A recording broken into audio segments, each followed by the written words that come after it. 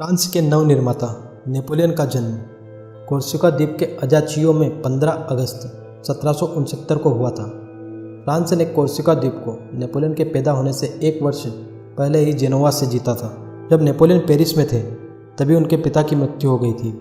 Napoleon की उम्र उस वक्त महज 16 वर्ष थी। फ्रांस की सेना में नेपोलियन को तोपखाना रेजिमेंट में सेकंड लेफ्टिनेंट की रैंक मिली थी। 1786 में ही वो कोर्सिका लौट आए। अगले 2 साल तक वापस सेना की नौकरी पर नहीं गए। 1789 में फ्रांस में लोकतांत्रिक क्रांति की शुरुआत हुई। जनता ने बास्तिल जेल पर हमला करके कैदियों को आज़ाद करा लिया। फ्रांस में एक नए युग की शुरुआत हो चुकी थी।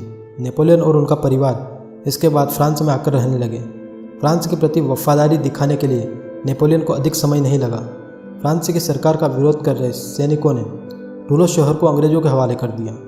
दक्षिणी फ्रांस में स्थित टूलो भूमध्य सागर में बड़ा सैनिक अड्डा था।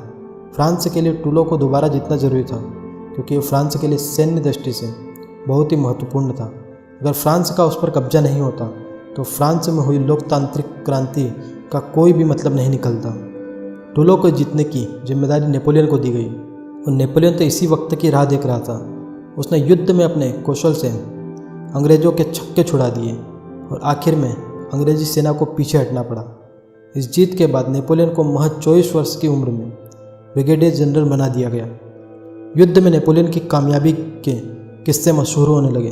5 अक्टूबर 1795 को शाही परिवार के समर्थकों ने पेरिस के नेशनल कन्वेंशन को घेर लिया। नेपोलियन ने मुट्ठी भर सैनिकों के साथ करीब 20,000 लोगों की सेना का सामना किया। उसने अपनी बहादुरी से विरोधियों को पीछे हटने पर मजबूर कर दिया। नेपोलियन ने एक नए गणतंत्र को तो बचाया ही, साथ ही अपनी तरक्की का रास्ता भी खोल दिया। नेपोलियन ने मार्च 1796 में जोसेफिन नाम की एक महिला से शादी की। शादी के 2 दिन बाद नेपोलियन इटली रवाना हो गया। उन्हें इटली में सेना का कमांडर बनाया गया था। जब उन्होंने इटली में सेना का मुआयना किया तो उन्होंने पाया कि सेना बहुत कमज़ोर हालत में है। इसके बावजूद उसने कई जंगों में जीत हासिल की। साल 1798 में नेपोलियन ने मिस्र पर हमला बोल दिया। वो भारत और ब्रिटेन के बीच का रास्ता रोककर ब्रिटेन को घुटने टेकने पर मजबूर करना चाहता था। साथ ही वो पूर्वी दुनिया में फ्रांस के साम्राज्य का विस्तार भी करना चाहता था।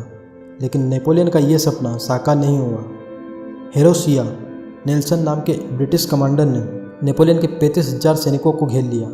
उधर ब्रिटेन और रूस ने फ्रांस के खिलाफ गठजोड़ कर लिया। फ्रांस में सरकार के नए अगुआ एमैनुएल सीस को महसूस हुआ कि सत्ता के लिए ताकतवर सेना की ज़रूरत है। एमैनुएल को ऐसे सेनापति की ज़रूरत महसूस हुई जो पेरिस में रहकर सरकार की हिफाजत करे। एमैनुएल ने तुरंत ही नेपोलियन को मिस्र से फ्रांस बुलाया और नेपोलियन सैनिकों को मिस्र में छोड़कर फ्रांस आ पहुँचे। जब नेपोलियन पेरिस पहुँचे तब तक फ्रेंच सेनाओं ने हॉलैंड और स्विट्ज़रलैंड में जीत हासिल करके हालात अपने हक में कर लिए थे।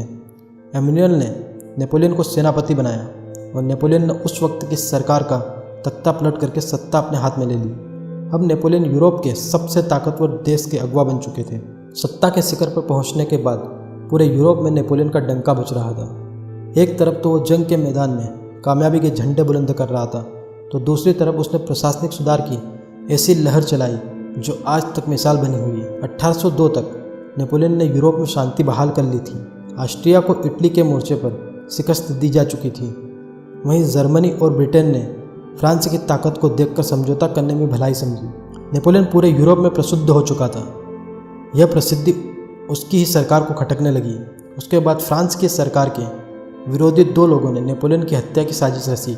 जब इसका पर्दाफाश हुआ तो नेपोलियन को लगा कि जब तक राजशाही नहीं होगी तब तक फ्रांस में अमन कायम नहीं हो सकता। तब 1804 में उसने पोप की मौजूदगी में खुद को बादशाह घोषित किया। फ्रांस का राजा बनने के 1 साल बाद यानी 1805 में नेपोलियन ने अपनी ज़िंदगी की सबसे बड़ी जंग ट्रेफलर की लड़ाई जीती। ये युद्ध आज के चेक रिपब्लिक में ऑस्ट्रिया में हुआ था। नेपोलियन के मुकाबले ऑस्ट्रिया और रूस की सेनाएं थीं। नेपोलियन ने जाल बिछाकर दुश्मन के 26,000 सैनिकों को मार डाला।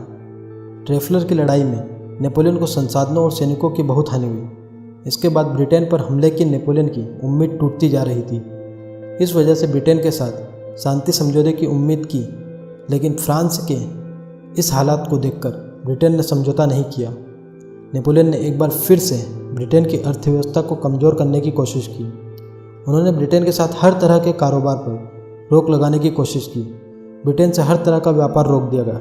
ब्रिटेन आने जाने वाले हर जहाज को लूटने की पूरी छूट दे दी गई। नेपोलियन को उम्मीद थी कि दबाव में आने पर ब्रिटेन समझौते के लिए राजी हो जाएगा और पुर्तगाल को भी नेपोलियन ने फरमान दिया कि वह ब्रिटेन से व्यापार न करे, मगर पुर्तगालियों ने नेपोलियन का ब्रिटेन से कारोबार न करने का फरमान मानने से इनकार कर दिया। नेपोलियन के फरमान की ना सुनी होने पर उसने स्पेन और पुर्तगाल पर कब्जा कर लिया। दोनों देशों में नेपोलियन के खिलाफ बगावत हो चुकी थी। स्पेन और पुर्तगाल में युद्ध में नाकामी के बावजूद नेपोलियन की ताकत में कमी नहीं आई। उसका साम्राज्य हॉलैंड, इटली और जर्मनी के एक बड़े हिस्से तक फैल चुका था। अब नेपोलियन को ज़रूरत थी अपने वारिस की। उसने 1810 में जोसेफिन को तलाक दे दिया। इसके बाद उन्होंने ऑस्ट्रिया के राजा फ्रांसिस प्रथम की बेटी मेरी लुई से शादी कर ली। जल्द ही नेपोलियन को एक बेटा हुआ जिसका नाम उसने अपने नाम पर ही रखा। नेपोलियन ने रोम के राजा की उपाधि भी ले रखी थी। साल 1812 में ब्रिटेन की आर्थिक नाकेबंदी को कामयाब बनाने के लिए फ्रांस ने रूस की सीमा पर 6 लाख सैनिक जमा कर दिया। उसका मकसद ब्रिटेन की आर्थिक नाकेबंदी के लिए रूस को राजी करना था। इधर स्पेन में ब्रिटेन के कमांडर ड्यूक ऑफ वेलिंगटन ने नेपोलियन की सेना को शिकस्त दे दी। रूस के मोर्चे पर भी नेपोलियन को कुछ खास कामयाबी नहीं मिल रही थी। कोई भी जंग उसे जीतती हुई नहीं दिख रही थी। 1812 में नेपोलियन ने मॉस्को पर कब्जा कर लिया, लेकिन सर्दियां आ रही थी। मजबूरी में नेपोलियन को पीछे हटना पड़ा। जब तक वह अपने वतन लौट पाता, उसकी सेना में महज 10,000 सैनिक युद्ध के लायक बचे थे। रूस में नाकामी और स्पेन में हार के बाद ऑस्ट्रिया और प्रूसिया एक बार फिर से नेपोलियन को हराने की फिराक में थे। उनकी बादशाहत बिखर रही थी। 1814 के मार्च महीने में दुश्मनों ने राजधानी पेरिस को घेर लिया। नेपोलियन को गद्दी छोड़नी पड़ी। उन्हें एल्बा नाम के एक जंजीरे पर कैद करके रखा गया। फ्रांस की गद्दी पर लुई 16वें को बैठाया गया। कैद से भी नेपोलियन की निगाह फ्रांस के हालात पर थी। 1815 में वो कैद से भाग निकला और पेरिस आ पहुंचा। पेरिस पहुंचने के बाद नेपोलियन ने संविधान में तेज़ी से बदलाव किए। इससे कई विरोधी नेपोलियन के पाले में आ गए। 1815 में मार्च महीने तक यूरोप के कई देशों ने मिलकर नेपोलियन के खिलाफ मोर्चा बना लिया था। जून में नेपोलियन ने बेल्जियम पर हमला कर दिया, लेकिन 18 जून को वाटरलू की लड़ाई में ड्यूक ऑफ वेलिंगटन ने उन्हें शिकस्त दे दी। इसके बाद वो फिर कभी कैद से नहीं छूट सके। ब्रिटेन ने नेपोलियन को कैद करके दक्षिणी अटलांटिक स्थित सेंट हेलेना नाम के द्वीप पर रखा। उन्हें ना तो परिवार से मिलने दिया और ना ही उनकी कोई खबर दी गई। अगले 6 साल तक नेपोलियन उसी द्वीप पर रहा। 1821 में पेट के कैंसर से नेपोलियन की मौत हो गई, मगर दुनिया को अलविदा कहने से पहले नेपोलियन ने यूरोप के नक्शे पर कभी ना मिटने वाली इबारत लिख डाली थी। नेपोलियन बोनापार्ट की मौत को लेकर तरह तरह की बातें कही जाती है। अधिकांश इतिहासकार ये मानते हैं कि उसकी मौत पेट के कैंसर की वजह से हुई थी, लेकिन सन 2001 में फ्रांसीसी विशेषज्ञों ने नेपोलियन के बाल का परीक्षण करके पाया कि उसमें आर्सेनिक नामक जहर था।